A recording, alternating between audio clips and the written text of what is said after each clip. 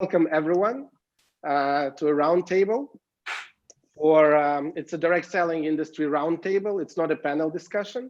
So of course we have some questions that we want to go through, but if someone of you has a question and wants like other speaker, other expert to double click on something, feel free to ask questions. So let's make it a live discussion. Our topic is the customer centricity as a trend for the next year, and I'm really interested and keen to hear your opinion on that.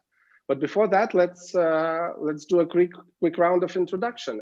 My name is Max. I'm a CEO and co-founder of Promo Republic. We've built a company with a vision of democratizing social media, and yeah, let's start with a round of introductions. I already introduced myself, so Imran, please say some words about you. Thank you very much, Max. So morning, afternoon, evening to all of you. Thank you, Max, for the invitation. So just a brief background.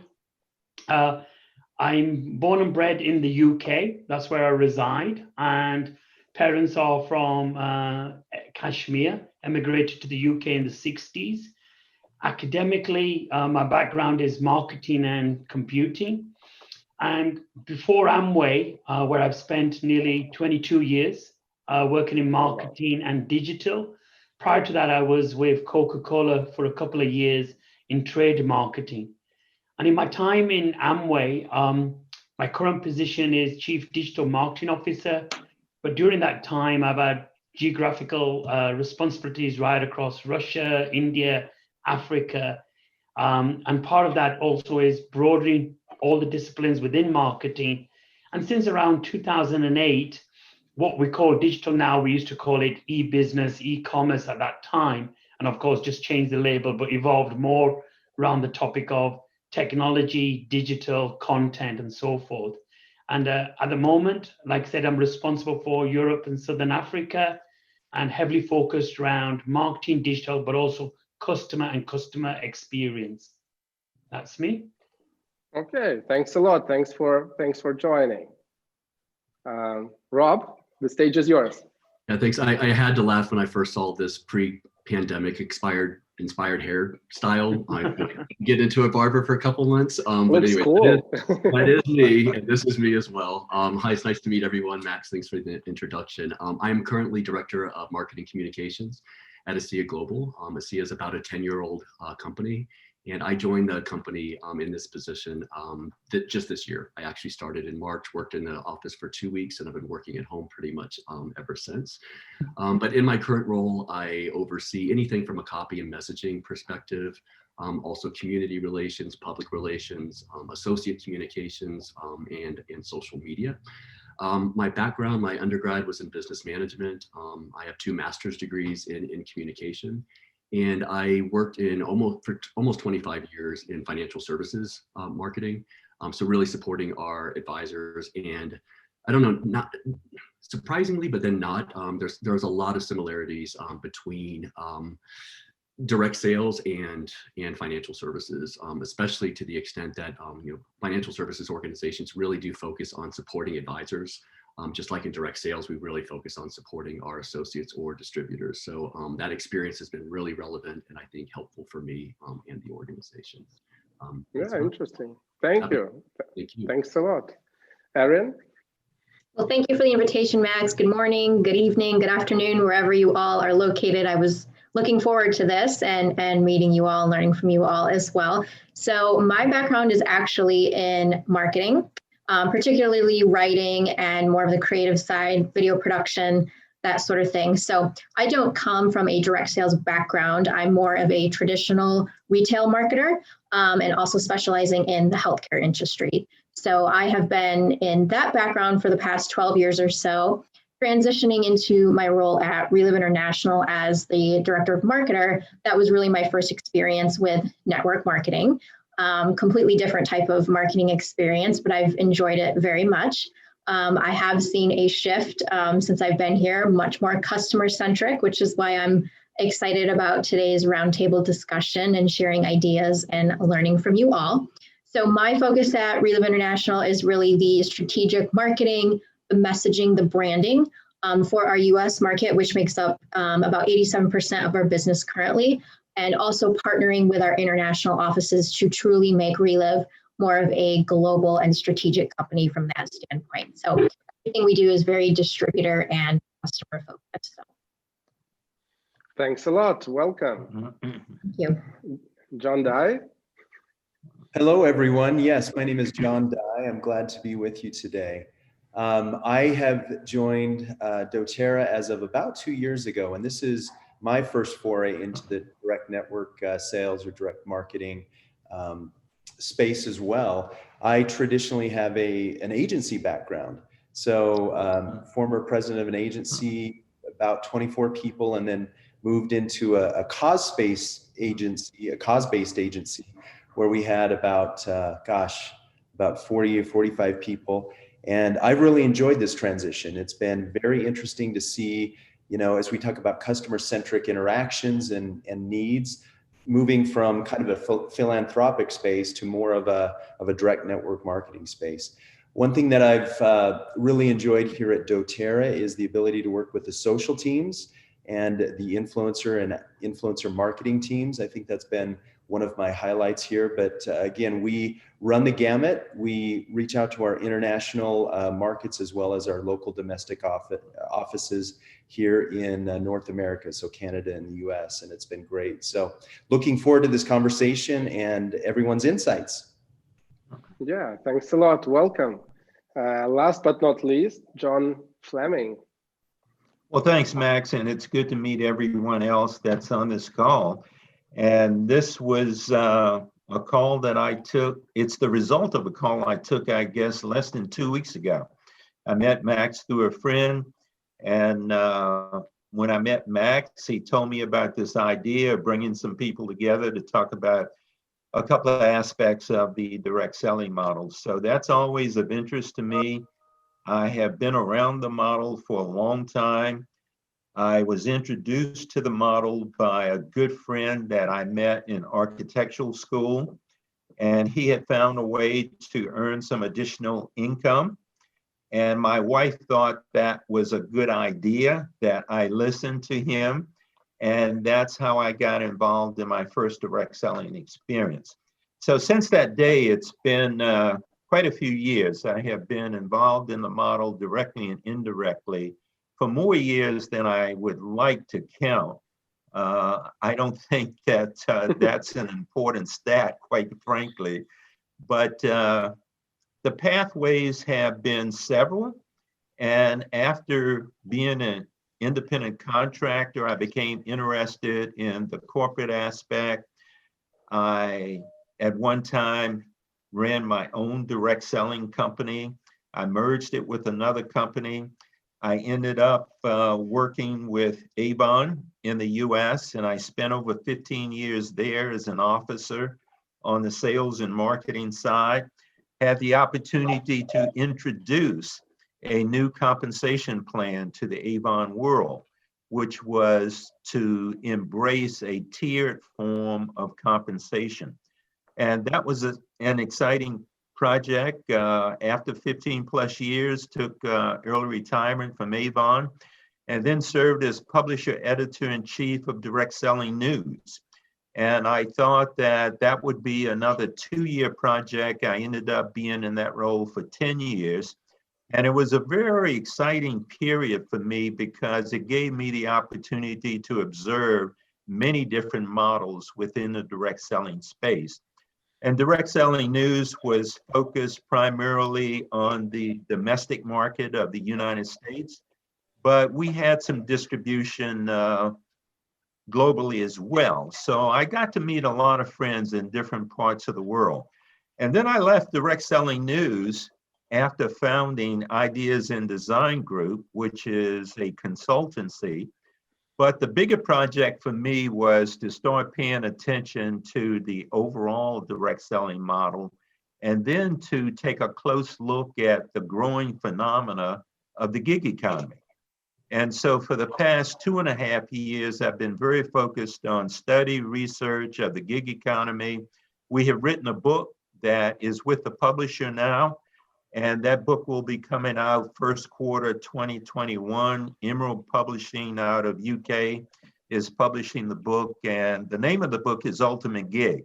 It's not about one particular gig. It's about the phenomena of the gig economy overall and the incredible shift in labor that we see in mature markets around the world, which creates an exciting time for anyone involved in supporting independent contractors, because micro enterprise is appealing, it's becoming more popular. People are beginning to realize that being in control of how one works is a tremendous asset. And so that's a little bit about me. It's a pleasure to be here today and looking forward to just being a part of this conversation. Wow, thanks a lot, John. Thanks a lot. All right, so let's kick off the most interesting part. So let's start with I would ask you, and I'm really curious to hear your own opinion and your own perspective on customer centricity. Is it a new trend? Is it a challenge?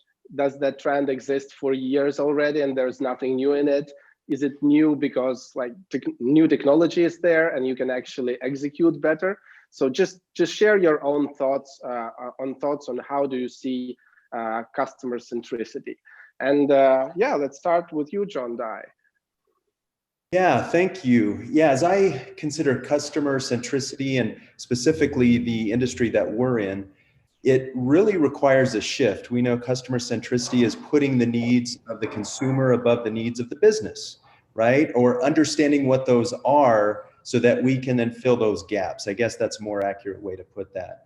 And it's concerned more about the lifetime value of that customer than that individual transaction.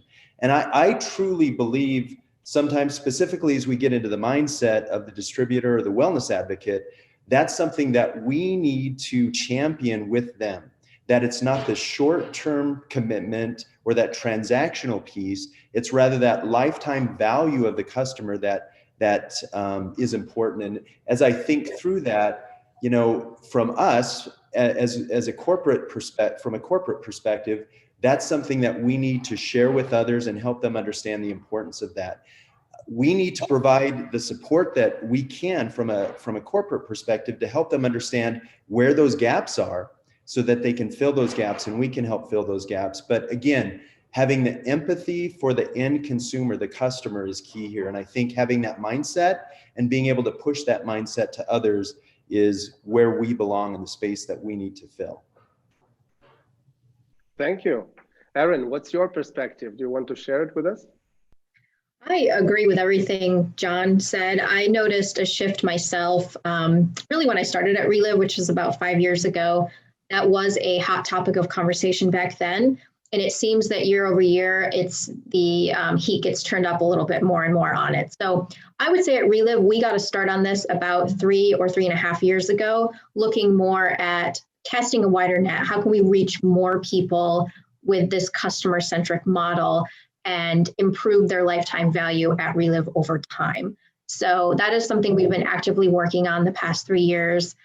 Completely revamping our website. We wanted to make sure that our storefront, our welcome mat, the first thing that people saw was customer-centric, that they saw products first, leading with the product. That is something that has been a pretty big shift for us at Reliv in our messaging and in our branding and our look and our imagery, how we position the business for the first time to a brand new person.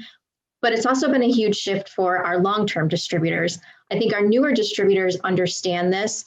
They are leading with customer first, they are leading with products first, but our legacy distributors and our ambassadors specifically who have been with us for a very long time, this was a pretty big shift and a pretty big change for them.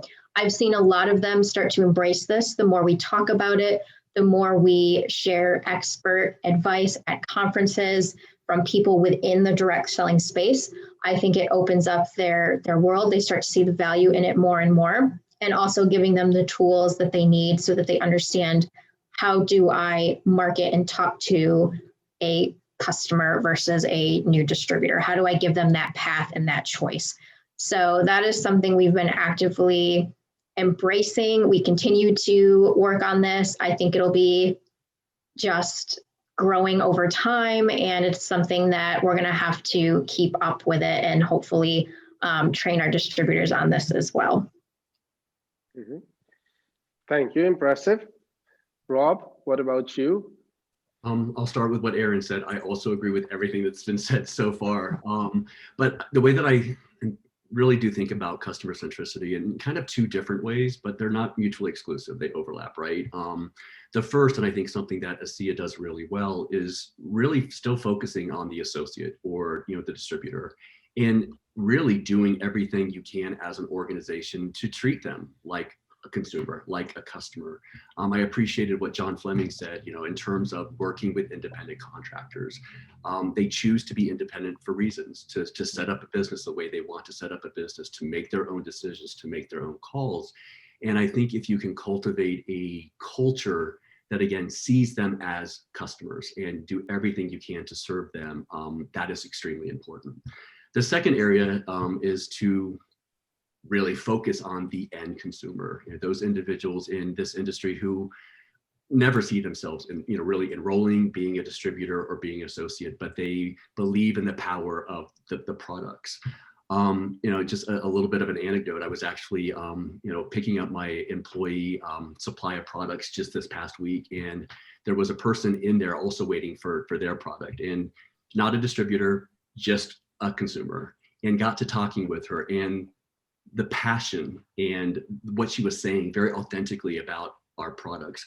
That's something I think that's important to tap into and to really share with other people, again, who just want to buy products and never want to be a distributor. So I think that's really important. And along those lines, and I think we'll talk more specifics later, but what we need to do as an organization is how can we make the customer experience best in class? And it's not just about buying the products or selecting the products. It really is about the entire experience that they have with an organization and with your associates. So again, those two areas, but I think you can't pull them apart. They go hand in hand. I agree. Thanks a lot. Imran, can you add something to these points? Yeah, what I would say is, one of the fundamental questions around this is, if I look at my experience, but also from an Amway perspective, there's always been this push-pull between distributor, or what we call Amway business owner centricity, and customer centricity. And there's always been that sort of dominating sort of push and pull happening, in the sense, if you ask as a marketer, you can't really do your job well as a marketer, customer-centric, and obviously thinking from a customer needs perspective. But then if you look at your counterparts in the sales function, distributor function, they're obviously looking at it more from, i.e., a compensation perspective and leading with the distributor. But what I would say is, what I've noticed over the last probably 5 years is that the topic of customers become much more stronger, top of mind. It's become much more stronger in terms of our strategic agenda. And part of that is that when we talk about having a healthy, sustainable business, and we want to make sure that the new distributor that comes into Amway is successful, we started to really relate to the topic of what are the different business building practices from Amway around different markets, different distributor groups. And what we see crucially is that the effort and reward is really balanced when there's a large customer-centric or a large population in their groups that are obviously buying on a regular basis product. So that drives obviously that ongoing loyalty. And when we linked it back, we've just celebrated 60 years. When we linked it back to our founders, we saw that customer was always the first important part of the topic. Was, if you want to be a successful new distributor, you need to go out there and acquire and retain customers. It's about product selling. So what we've seen in the culture of Amway, both strategically, is that the topic of customer and new ABO or new distributor experience has come to the forefront. And the way we talk about this now is, it's not either or. We talk about, to the distributors, that we want to make sure the new person that comes in to build a business is successful. There are different ways to build a business. And one critical piece is to really have that mindset shift towards customer. And then obviously the role of Amway is, how do we support that customer centricity and enable that? So the why question, I'll be honest, really just resurfaced, and it really linked back to our founders. And what we're now doing is that transition with the change management with both our distributor force, our employees, and us as a whole organization of, it was there already existing, but how do we amplify it? How do we obviously intensify our investment choices between distributor and customer in the day-to-day activity? Yeah, thanks a lot. John Fleming, so here you have 4 different perspectives of people involved in practice. So what is your feedback on that? How does it overlap with your vision on customer centricity as a part of your research on the gig economy? No, Max, it's it's very good to hear the perspectives, because these are more or less the new leaders that are shaping this business model for the next 10, 20 years. And when I reflect back on some of my experiences, I do find this focus on customer centricity to be interesting at times, and at other times I begin to think that it's just somewhat of a back to the future concept, because I do remember those early days of Amway. This is one of the attributes of having been an observer for so long. And I remember how Rich and Jay started that company. And there was always a focus on retail wholesale. And I used to think that we had 2 customers. One was the distributor and the other was the end user. Now, in the original models, the company tended to focus on the distributor as being the primary customer. And because we didn't have the capability of technology, we did not have enough information on the end user, who is the customer that we are now referring to in these conversations. So I think data and technology has made a huge difference. And the whole idea of customer centricity also means that from a marketing perspective, and we all know that digital marketer is very, very important in the sales marketing mix today. And 15 years ago, I don't even think we used the term digital marketer. But the digital marketer is very, very important, because we do have access to the end user. Because we can collect the data, and because we can build data warehouses in a much more sophisticated manner, we can help the independent contractor market to the end user.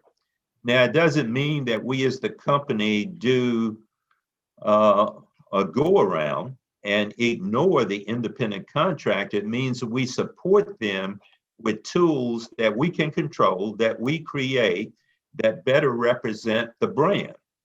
And that enables the independent contractor to be able to develop more end users of the product, which is fundamental to the success of any business.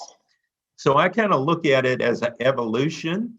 And because we have been doing a lot of research, we have looked into this because it's fundamental to success in the future.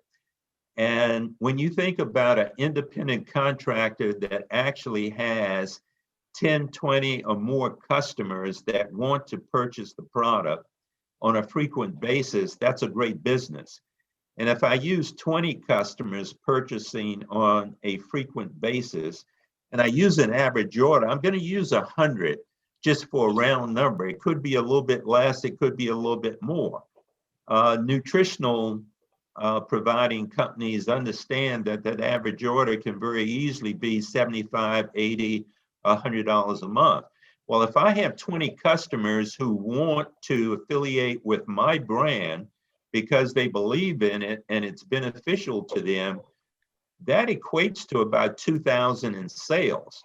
Now, depending upon the compensation plan, if I can earn 20% to 25%, that means that I'm earning $400 or $500. That is on par and the kind of income that the majority of people are looking to earn when they affiliate with the gig economy. So this whole idea of becoming customer-centric, it's really a new definition of being able to pay more attention to the end user because the technology allows us to do so. So that's why I think that this focus is more of an evolution than a change. Granted, we went through a period where we talked about the opportunity as if it were the product versus the real product being the product. And that conversation evolved because we did have many people within the ranks of our companies who became very, very successful. But when you look at the analytics, the data, that's about 1% of all of the people.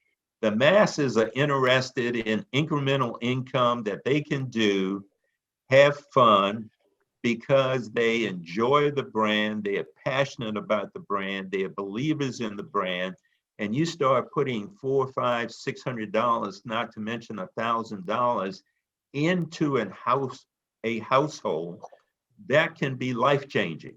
So we define ourselves differently because we are evolving to be able to focus better now on helping our independent contractors reach the end consumer.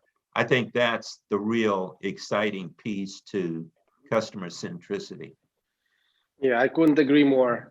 Thanks a lot. So that's the next section of our discussion, the next topic.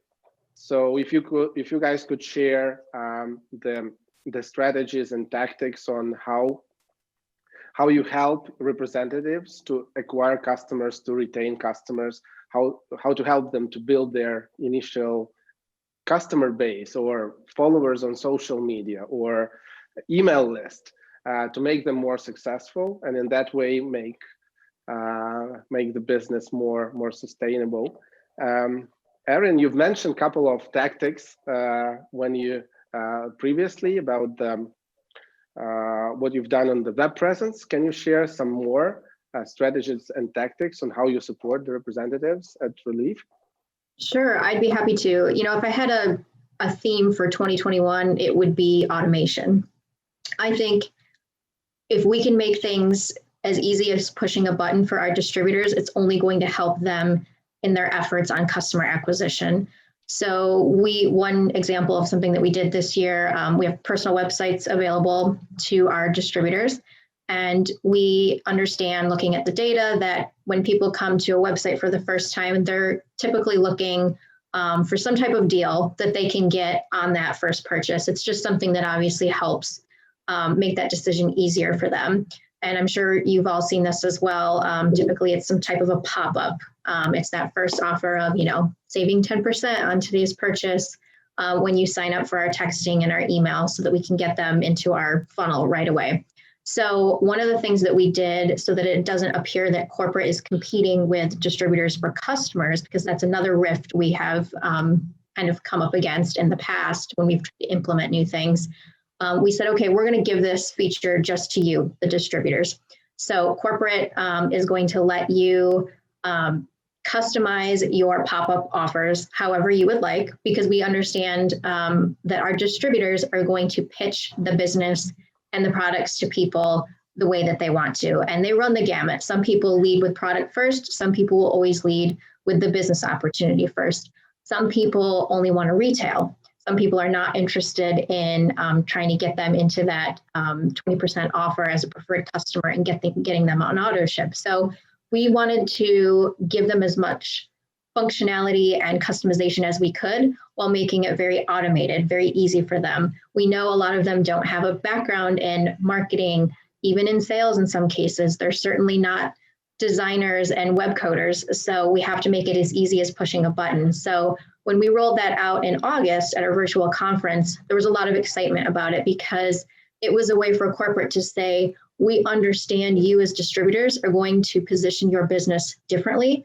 So we have options for everybody, and we showed them with a very simple webinar training video how it works. They simply log into their personal website. They have the option to click, yes, I would like to feature this particular pop-up on my homepage the first time somebody comes. That's something that we were also very cognizant of in working with experts on this, is that you don't want to annoy people. So you show them the message once, and then if they close it out, you don't show it anymore. You don't distract them from the experience that they're looking to have on the website. So since we implemented that pop-up feature, we've gotten really great feedback. We know that they are using it, and they are really focused more now on customer acquisition because of a feature like this. So that's just an example of one thing we've done. Okay, thank you. And anything in plans to implement in 2021? Yes, so we are actively working right now on this online certification training program is what we're calling it. So again, this is going to be an automated process when they log in as new distributors. We're also going to give this to our existing distributors and say, hey, if you complete our certification training within 90 days, we are going to give you free access to our 90-day web bundle, which includes access to our mobile app, which has tons of data, features that they can use for customer acquisition, as an example, prospecting, that sort of thing. They also get access to the distributor dashboard, which for our distributors with really large organizations, they can really get nitty-gritty on the data and use that data to follow up with their group and their downline and say, hey, you know, I noticed that you're really, really close to hitting this particular rank. You just need X amount in sales. How can I help you? So online certification training is all about making sure that they go through the training, that they understand things like compliance, but that they also know the basics, such as what sets Reliv products apart, understanding the comp plan at a very high level, and hitting them with that really important key information when they're just getting started with Reliv, I think is going to be key. So we're excited to roll that out early in 2021 and see if it helps us in multiple areas. That's our hope. Cool, thanks a lot. Automation and education, and also automating the education apparently. Yes. So yeah, that's also important. John Dye, do you want to share your practical tips and strategies on how to empower reps so they can get more customers and retain them? You betcha, that's great. And Aaron, great ideas.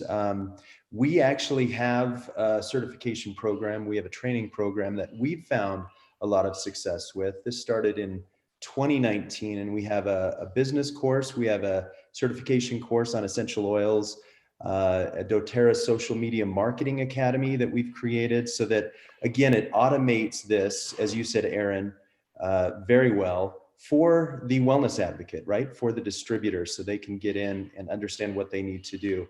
So we are dedicated to education. That's one area that we feel we can stand apart and really help people out. As you mentioned, Max, I believe standing people up, getting them involved initially in the business sometimes can be the hardest thing. Are they receiving the support that they need? Are they receiving the education that they need? So that's one thing we're totally dedicated to. The other thing that we're doing much more in 2020, and as we look toward 2021 even more, is I call it softening the beachhead for our wellness advocates. This is obviously a World War II analogy, but I consider us, they're the people in the trenches, right? Storming the beach. We're the people that are providing the overhead cover as they're trying to come in. So from a branding perspective, traditionally it takes multiple touches for individuals, consumers, to put doTERRA or any other business into the considered set. So one thing that we need to do at corporate to help our advocates out much more is to provide that brand softening of the beachhead so that people understand who doTERRA is, what we stand for as a brand and as a company, and why you should be affiliated with doTERRA. If we can do that and take some of the heavy lifting off the wellness advocates, we feel that is important. Another key thing that Aaron talked about was automation. We have a tool called doTERRA Social that works very well for us. If there is a way that we can take people's time off the administrative tasks of running a business, more on the one-on-one or belly-to-belly or knee-to-knee type tasks, even if that's virtual right now, right? In the day and age in which we live with this pandemic, that is really what we're striving to do. If we can do that, if we can help people create and build and enforce those relationships, reinforce those relationships that they've created, we'll have done our job, I believe, as corporate. So anytime we can free up more time for them to spend time with people, to share the benefits and the efficacy of the product, I think we've done our job. So creating those tools and helping people understand what those tool sets are, I think, is one key thing. Oh, thanks a lot. Thanks a lot. Rob, what can you share with us? Sure. I think I'm going to complement some of the things that have already been said, but one general, one more specific. And the general is, I mean, John even just kind of mentioned it, is really helping associates, our distributors, and our customers understand who we are as a company. Again, we're a 10-year-old company and have laid a solid foundation, but this year we spent a lot of time kind of on foundational messaging and really establishing 4 different pillars, who we are as a company. We are opportunity, we are ethos, that's part of our culture in terms of putting people ahead of profits. We are innovation, and we are legacy. So we've really focused our messaging on those things. And then as Aaron mentioned, and John as well, education. So making sure that, as we educate, that we're really centered on those 4 brand pillars, keeping it as simple as possible and laser focused, as opposed to, too complicated. And then how do you help associates tell a story, or how do you tell a story directly to consumers? So we've spent a lot of time on that this year. Again, very general, but really important. The second thing that I would offer more specifically that we've done this year with a focus on social media.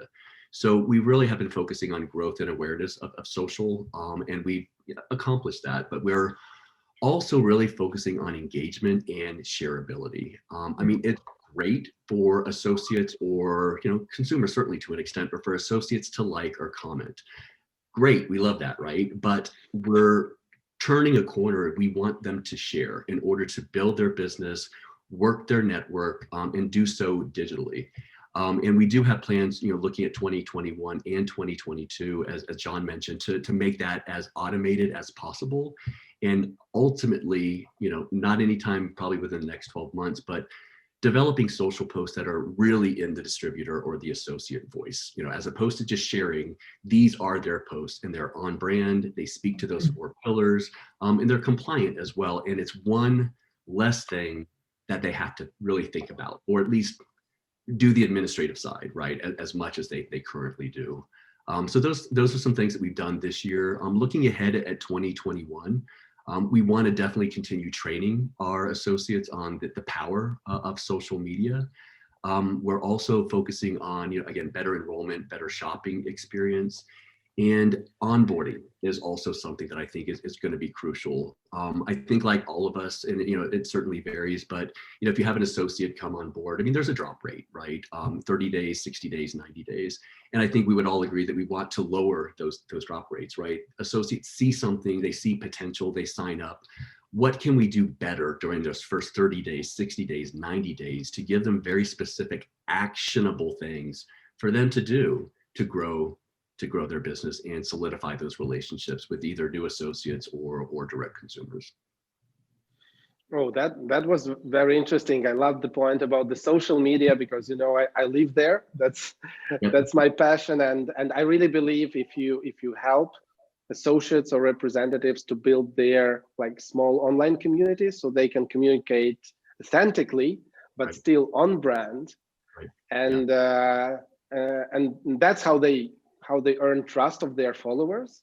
And then obviously product has to be great, which is the case in all of your companies. And if the product is great, and then after associate motivated their followers to check the product, and then the experience is perfect, the website and everything, and the quality, then it's just the lifetime value increases. Yeah. And not to take anything away from any other industry or business model, but I think there's a reason why, another way of referring to our industry is network marketing, right? It's about the network, and social media is, that's what it helps us do, right? So it dovetails really nicely.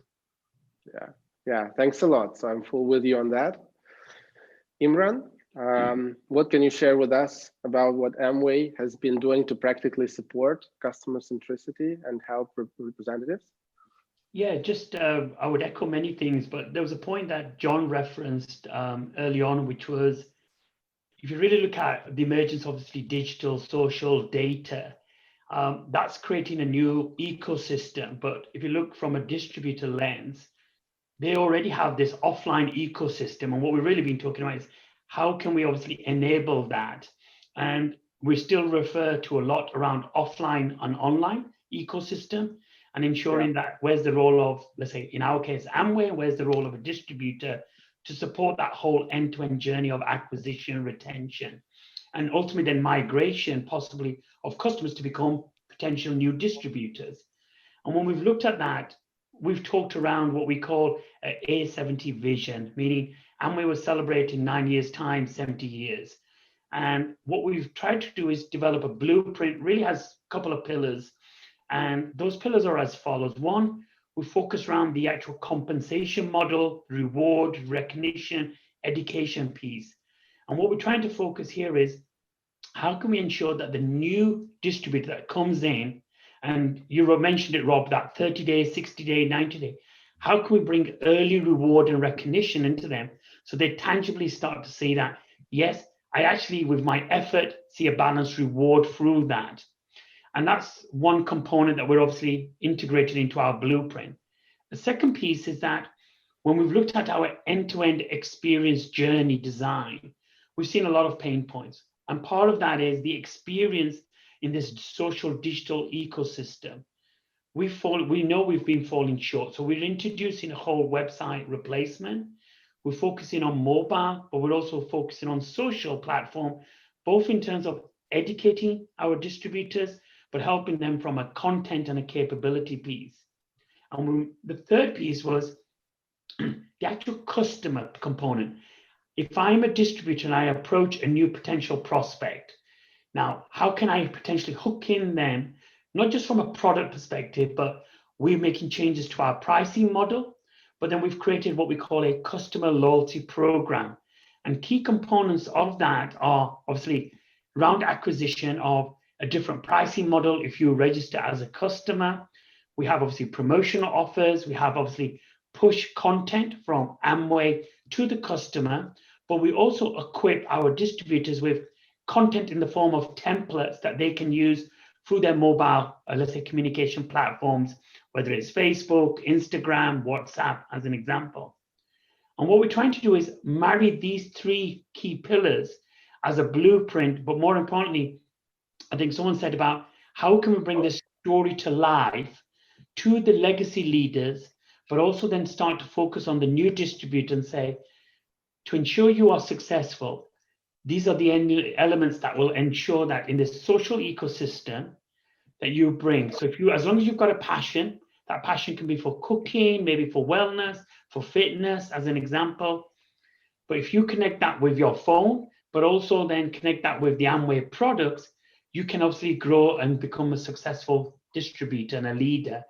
And what we're now focusing on in 21 tactically is bringing to life these different strategies around these three pillars. So we're introducing, obviously, as part of the new website, elements around, to give an example, like customer loyalty program that says for a certain value of orders, we introduce free shipping. We're introducing like a recurring order program, like sign up to these 5 products on a regular basis, you get a price discount. Even for the distributor, as part of their incentive and reward recognition, what we're helping them with is, I think someone mentioned, they have always been educated to build a business in the offline world. How can we help them just become literate in terms of a website, using your mobile phone, social platforms, creating yourself content that you can obviously generate as a user and then push that out. And this may seem very common outside our network marketing, but for some of these legacy leaders, it's very new. And these are a couple of the tactics that we're introducing in 2021.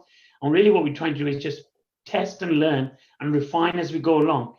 And I'll be honest, in the end, bring proof points to our distributors that really, by focusing on a customer, empowers you to focus on building your business, but it also introduces new capabilities and rewards that ultimately focuses on the distributor profitability.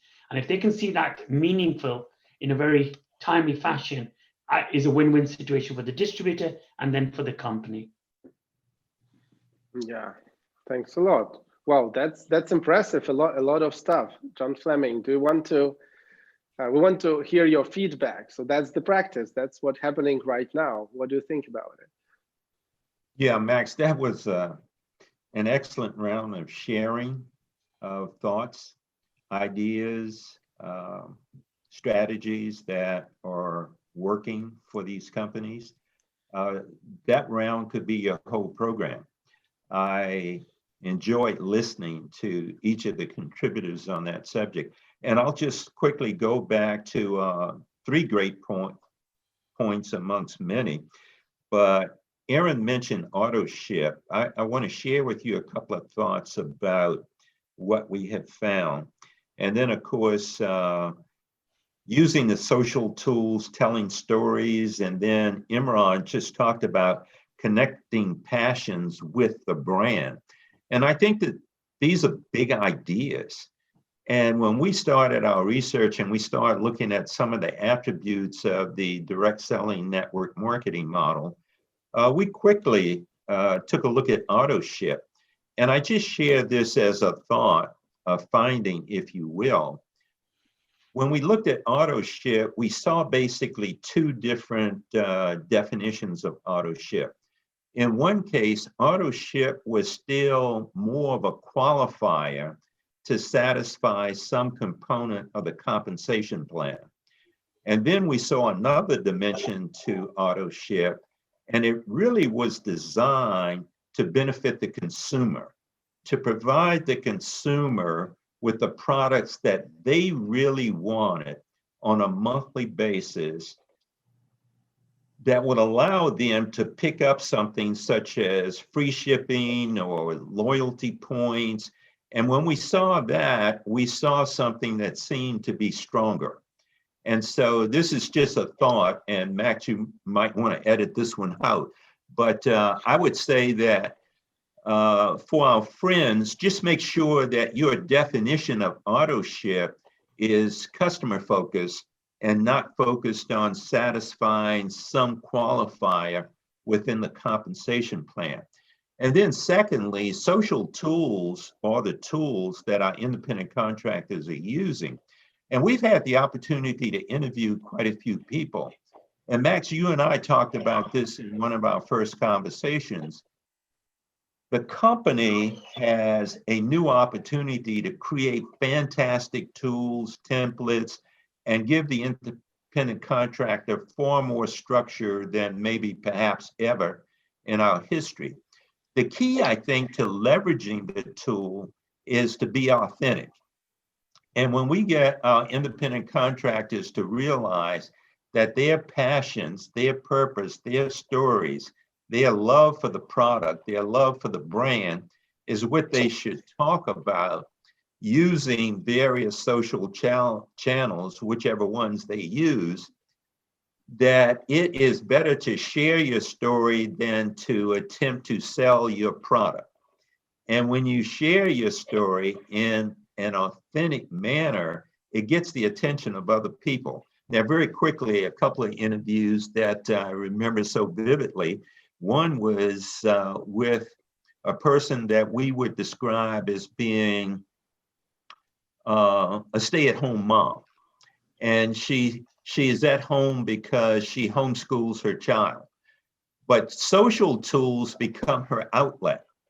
And she became a part of a company that provides nutritional beverages products because it complemented her passions about health and her own well-being and her desire to take care of herself as best as possible. So she was in several social groups, and she just talked about the benefits that she was gaining from affiliation with the brand and the products, and other people wanted to know, and it led to her being introduced to other groups. And before you know it, this stay-at-home mom who knew nothing about our business model is all of a sudden having people ask her how do I get those products? And of course, she shared with them what someone had shared with her, and that is, here's how you connect with the brand that I represent. And today she has several hundred customers that purchase on the auto ship program because they as customers want the product each and every month, and they want the products to be a part of their life. Now, when you start putting an average order on several hundred customers, this becomes more than a part-time business. It becomes something that you can truly feel to be your micro enterprise. So I just wanted to share those stories, and we've come across a few, and they are amazing, but I think it's the new world that we are marching into. And as people begin to use digital assets more effectively, the world gets bigger and bigger. And we know that consumers are very comfortable with shopping on e-commerce platforms. So we as a model were more offline than online for many, many years. And we were very proud of that because of the personal relationships. I think what we are learning now is that we can be online and personal at the same time. And that's the new competitive advantage. Great sharing from all of our friends. Yeah, thanks a lot. It seems like direct selling companies are turning to a kind of business accelerators that help people without like a super duper business education to launch businesses with help of software stack and templates of different approaches, and help them launch it fast and help them succeed.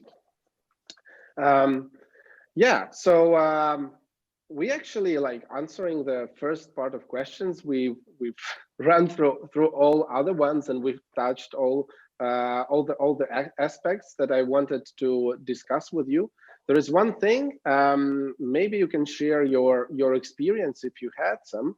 So yeah, big amount of representatives when they are doing sales and marketing, and of course we as marketers give them frameworks, we give them methodologies how to do that right, but then the reality comes. They start to really selling, and something what we recommended them works and something doesn't. Is there any experience how technology helped you to gather this feedback and to kind of enable this collective learning, getting insights on what works, what doesn't, and then apply that to fine-tune the strategy that you actually recommend? Does anyone wants to answer this question and have something in mind? John? Yeah, just a few thoughts, and I'll leave time for others as well. You know, as we talk about customer centricity, I think keeping the humanity in the process is a must, right? Rob mentioned this earlier, but as we have those key touch points in the system, we have to keep the humanity. We have to understand that solving problems is more important than selling products. But if you do solve problems, you will sell products. So I think that's important as we think through all of this as well. And as we talk about customer centricity, I think that feedback loop that you create, and I love that people bifurcated the end, you know, retail consumer versus maybe our advocate or our customer that way, somebody that is helping us sell the product. I think we need to know and understand and empathize what's in their mind, understanding their journey, right? We talk about creating avatars, individuals who represent these key people. And I think as we reach out via surveys and as much personal touch as we can have, you know, and that's usually what the general managers of markets do and the market development managers, at least within doTERRA, do. They keep their finger on the pulse of those who are utilizing the product, whether it be from a business perspective or just a consumer perspective. We need to make sure that we keep the humanity in the process, create those system checks so that we get that continual feedback loop. We often talk, and this is a trope within marketing, the voice of the consumer, the voice of the customer, but it's something I think that rings true. We need to know what they need and what they want so that we can fill that gap. If it's something that we set up and we try to push out, we can't guarantee the success. But if we understand that it's something that they want, that there's a vacuum in the market somewhere, we fill that vacuum, we're destined to be successful. So that feedback loop is something I would continue to come back to, and keeping the humanity in the process. Yeah. Thanks a lot. Rob, Matt? Erin, Imran, anything to add? Yeah, what I just would build off what John has said is one of the crucial things I think we recognize with this transformation change is partnership between the corporate and the distributor. And of course, you have key distributors identified. And what the critical piece is now with technology and data, we can have very informed discussions now, leveraging data rather than just a subjective opinion. But the other crucial piece is we've created now forums especially with the type of change we're bringing across. We now have monthly forums we have two sort of groups. We have, let's say, our key leaders that are influencers, but we also bring a younger generation also separately. And together what we do is we share our plans, initiatives, bring the data, and we sort of co-design to the extent that the autonomy still is with the company, but the concept and the ideas are developed together. And then, of course, you get that commitment and buy-in. Even we are willing to say, yes, we will test and learn and fail fast, but we do that together, not necessarily damaging or harming their business or our business. And I think that's the crucial piece, is in that whole process, test and learn, refine, but ensuring that you've got the right, let's say, platform and forums to have that engagement truly to strengthen that partnership. That's what I would say. Thank you. Rob, anything to add? Yeah, I mean, I'm thinking of a very specific, one of the things that we don't have right now, and we would like to really think about is, kind of an e-commerce function on our main site. The dream would be, of course, like every new customer comes to ASEA through an associate, right? Goes to their individual website, follows them on social, there's automatically that relationship, but that's not always going to be the case. And so what we want to do, and being very sensitive to our culture, and again, seeing our associates as our customers, is how can we launch that in a way that makes sense for the business, that makes sense for the customer, but absolutely also makes sense for our associates. So kind of to John's point, I think we can look at analytics, we can look at traffic to websites, we can build a business case why that makes sense, but without keeping in mind that humanity, the care and concern, questions that existing associates have, that could be unsuccessful if you just look at data and you just think about technology. You have to think about the people. Agree. Erin? Yeah, Max, I would just, add an echo to what Rob just said. I think that technology gives us tools like we've never had before, but the competitive advantage is to bring the humanity in.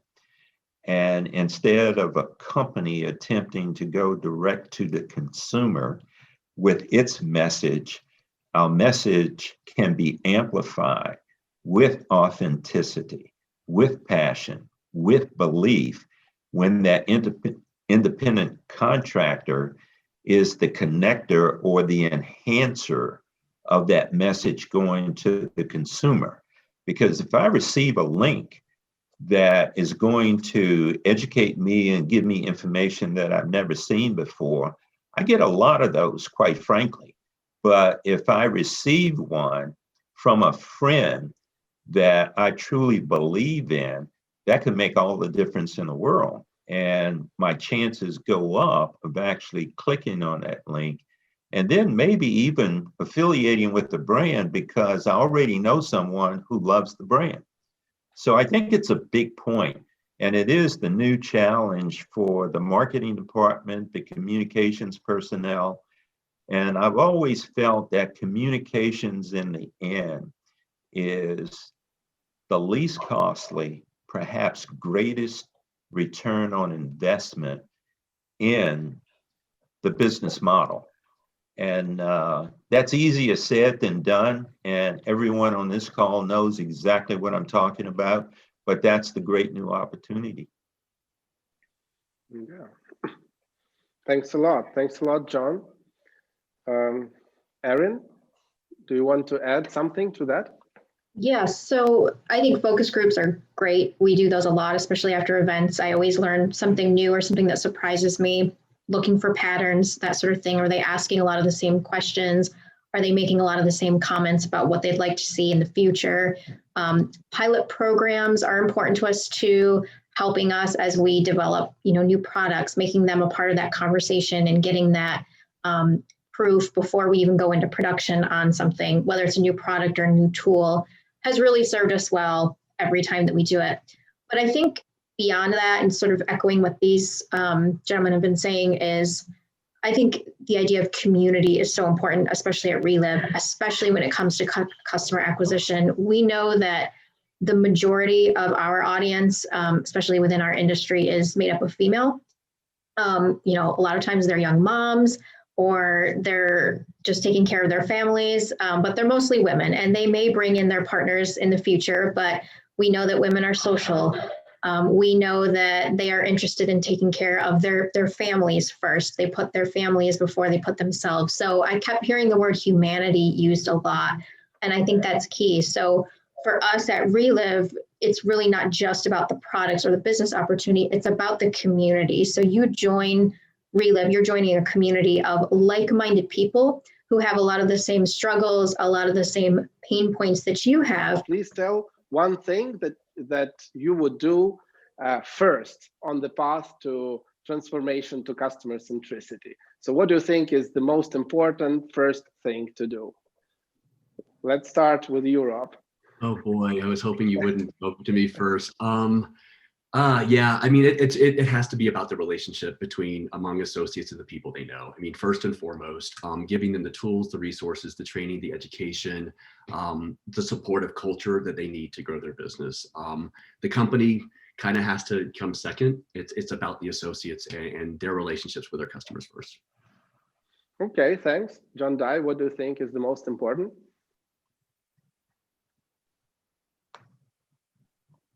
Sorry, a few precious seconds as I came off mute. I would agree with Rob, and I would append to that a little bit about the fact that, again, we've used the words community and humanity.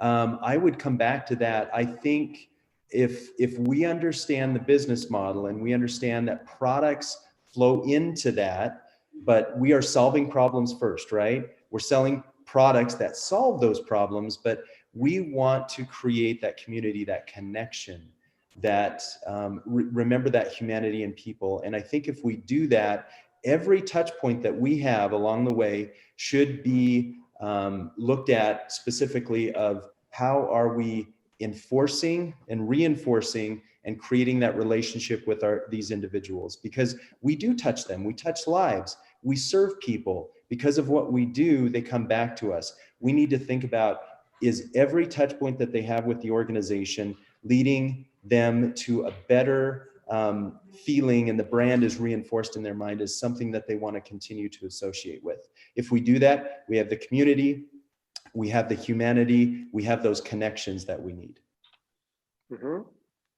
Okay, thank you so much. Imran, what do you think is the number one thing to do in a transformation to customer centricity? I think the most important thing is ensure in any activity you do strategically is helping the distributor understand why and what's the benefit for them. Ultimately, it's their independent business. They have, as someone said, they're on the front line in the trenches.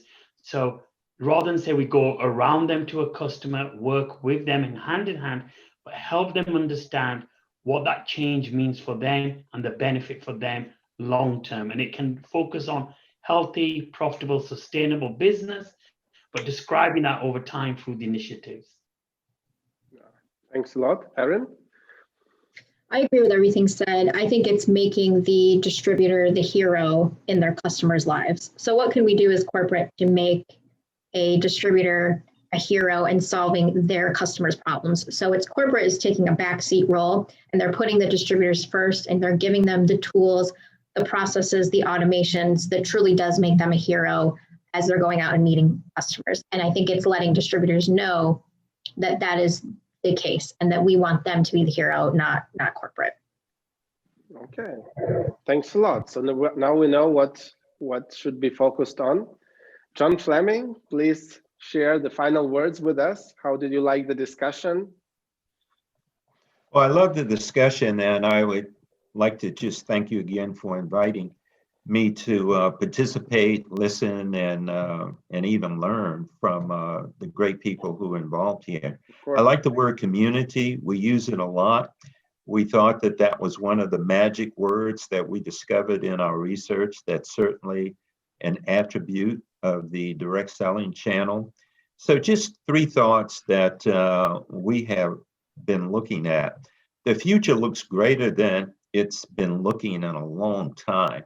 I think everyone on this call understands that the direct selling network marketing model has been overall flat since 2015. So we have not experienced great growth rates. But all of a sudden, because of a global emergency, the pandemic, we seem to have accelerated our thinking, accelerated our decision making. We have become far more focused on end users of our products, and it's all a good thing. So just 3 things. I think that the future says that we need to make sure that we continue to think a little bit differently. I think the future says that we might be careful about the language that we use to make sure that consumers don't become confused as to what we're really offering. And that is a great brand of products. And sometimes the labels, even direct selling, network marketing, not to mention MLM, those labels can interfere with the transfer of authentic messages. So perhaps watching our language to make sure that we're not only thinking differently, but speaking a little bit differently about the future. And then the last point, I always like to focus on just 3 things, is probably to make sure that we're building brands and not building labels. Our brand is most important, and our brands stand for integrity, authenticity, not to mention great quality products that can truly benefit consumers in so many different ways. That's the pride and passion that drives us. So that's what I think the future is all about. And we're blessed to be able to be looking at it. And I think that the future says we can look at more success and sustainable success as a result of thinking differently about who we are and making sure that we focus on our brands. So those would be my words. Thanks again, Max. This has been fun. Yeah, thanks a lot. That was really visionary. And thanks everyone for joining and sharing so many insights, and personally to me, a lot of inspiration to build the product further. Thanks a lot and have a great rest of the day. Thank you very much. Thank you very much. Everyone. Bye-bye. Bye, everyone. Thank you. Bye-bye. Okay.